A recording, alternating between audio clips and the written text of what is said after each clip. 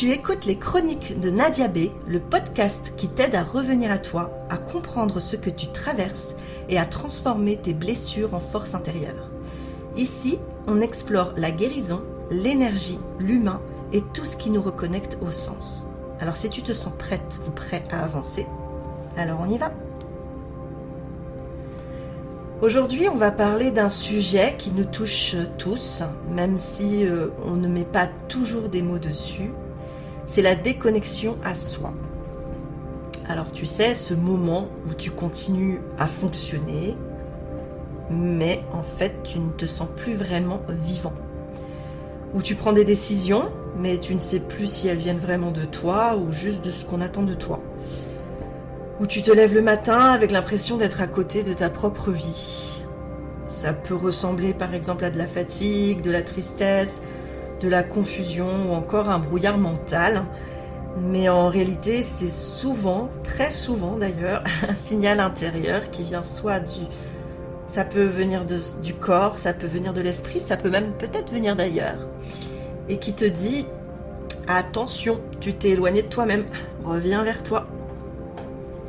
Alors la définition de la déconnexion à soi, on peut dire que se déconnecter à soi, ce n'est pas devenir quelqu'un d'autre surtout, ce n'est pas non plus perdre ses valeurs ou sa personnalité, c'est simplement perdre le lien vivant avec ce qu'on ressent, ce qu'on peut vraiment, ce qu'on veut vraiment et ce qui nous fait vibrer.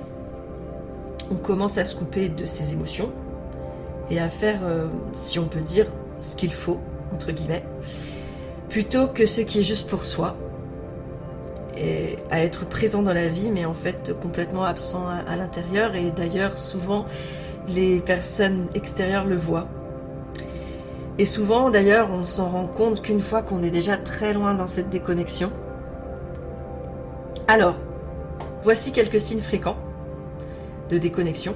Peut-être que tu t'y reconnaîtras.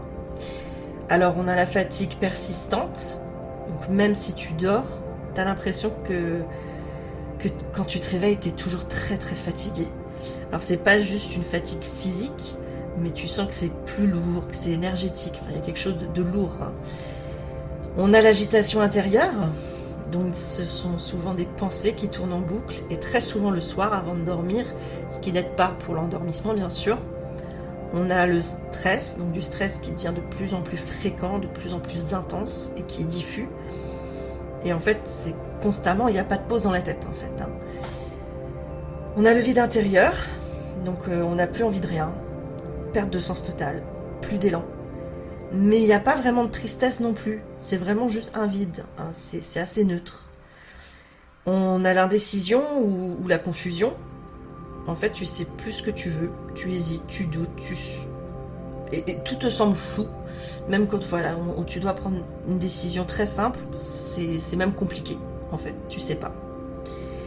Et il y a la sensation d'être détaché de soi-même, bien sûr, comme on l'a dit juste avant, tu fonctionnes, tu joues ton rôle, tu vas à tes soirées avec tes amis, avec ta famille, mais en fait, tu te ressens plus, quoi, t'es pas vraiment là.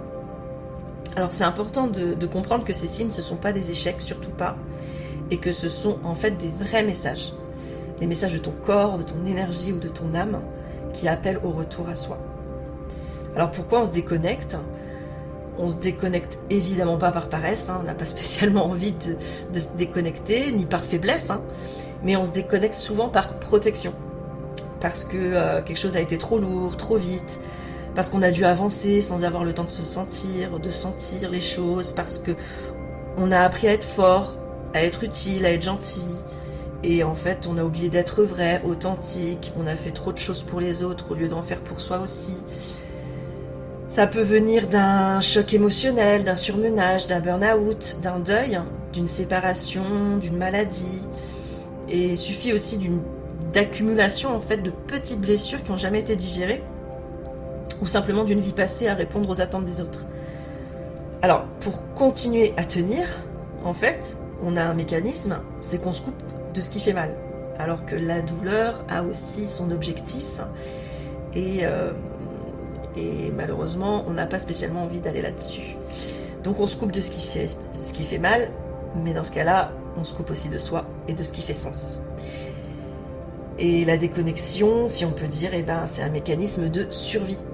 Mais malheureusement, elle ne nous permet pas de vivre. Alors, il y a une super bonne nouvelle, c'est que la déconnexion, elle n'est jamais définitive.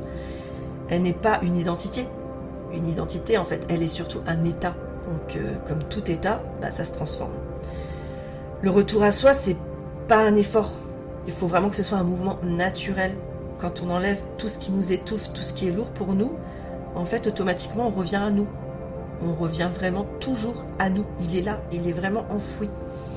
Revenir à soi, c'est réapprendre à sentir, à écouter au lieu de contrôler, à se parler avec douceur, à remettre de la présence là où il y avait de l'automatisme. Alors aujourd'hui, je vais te laisser avec une vraie question. Pas une question mentale, surtout pas, mais une question à ressentir. Quel est le signe le plus présent en toi en ce moment? La fatigue, l'agitation, le vide intérieur ou encore la décision? Et je te demande juste d'observer. Tu te juges pas, tu observes sans jugement. Parce que c'est toujours en voyant où on en est qu'on peut commencer à revenir vers soi et faire un travail de retour à soi.